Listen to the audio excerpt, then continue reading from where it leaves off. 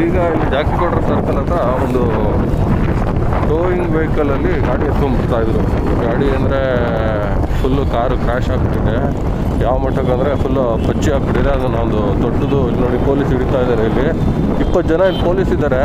ಅಲ್ಲಿ ಒಬ್ಬರು ಪೊಲೀಸ್ ಇಲ್ಲ. ಅಲ್ಲಿ ದೊಡ್ಡ ಟೋಯಿಂಗ್ ವೆಹಿಕಲಲ್ಲಿ ಗಾಡಿನ ಸಾಗಿಸ್ತಾ ಇದ್ದಾರೆ.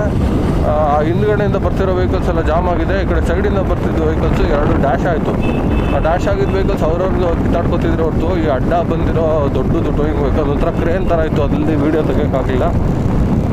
ಸೊ ಈ ಅಷ್ಟು ದೊಡ್ಡದಾಗಿ ಕ್ರ್ಯಾಶ್ ಆಗಿದೆ ಒಂದು ಗಾಡಿಯಲ್ಲಿ ನೋಡಿ. ಹುಡುಗಿರು ವಾಪಸ್ಸು ಒನ್ ವೇದಲ್ಲಿ ತಿರುಗಿಸ್ಕೊಂಡು ಹೋಗ್ತಿದ್ದಾರೆ. ಏನಕ್ಕೆ ಹೋಗ್ತಿದ್ದಾರೆ ಅಂದರೆ ಅಲ್ಲಿ ಗಾಡಿ ಹಿಡಿತಿದ್ದಾರೆ ಅಂತ. ಇವ್ರಿಗೆ ಆಕ್ಸಿಡೆಂಟ್ ಆಗುತ್ತೆ ಅನ್ನೋ ಭಯ ಇಲ್ಲ. ಹೆಲ್ಮೆಟ್ ಹಾಕ್ಕೊಳ್ಳೋದು ಬಿಡೋದು. ಇವಾಗ ನೋಡಿ ನಾನು ಇಲ್ಲಿ ಸಿಗ್ನಲ್ ಜಂಪ್ ಮಾಡ್ಕೊಂಡು ಹೋಗ್ತೀನಿ. ಕೇಳೋಕ್ಕೆ ಒಬ್ಬನೂ ಇಲ್ಲ. ಒಂದು ನಾಯಿನಾರೋ ಇಲ್ಲಿ ಕಟ್ಟಿದ್ರೆ ಆ ನಾಯಿ ಯಾರೋ ಬೊಬ್ಲಿರೋದು ಅದಕ್ಕಾರೋ ಇದಕ್ಕೆ ನಾನು ಹೋಗ್ತಾಯಿಲ್ಲ ನೋಡಿ. ಒನ್ ವೇಲಿ ಎಷ್ಟು ಆರಾಮಾಗಿ ಬರ್ತಿದ್ದಾನೆ. ಇದೆಲ್ಲ ಏನಾಗ್ತಿದೆ? ಪೊಲೀಸ್ ಎಲ್ಲಿರಬೇಕಿತ್ತು ಅಲ್ಲಿಲ್ಲ.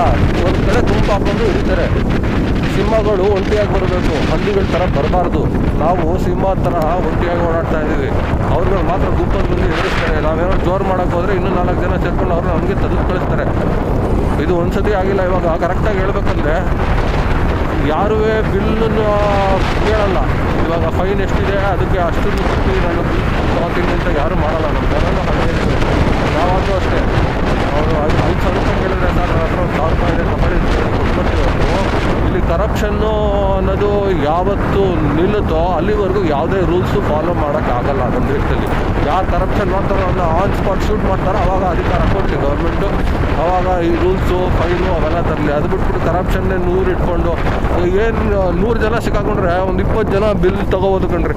ಇನ್ನು ಬಾಕಿ ಅವರಲ್ಲ. ಅಲ್ಲಿ ನೋಡಿ ಇಲ್ಲಿ ಪೊಲೀಸೇ ಅಡ್ಡ ನಿಂತ್ಕೊಂಡು ಅಡ್ಡನಲ್ಲಿ ಅವ್ರನ್ನ ತೆಗಿಸ್ತೀನಿ ಅಂತ ಹೇಳಿ ಇದು ಮಾಡ್ತಿದ್ದಾರೆ.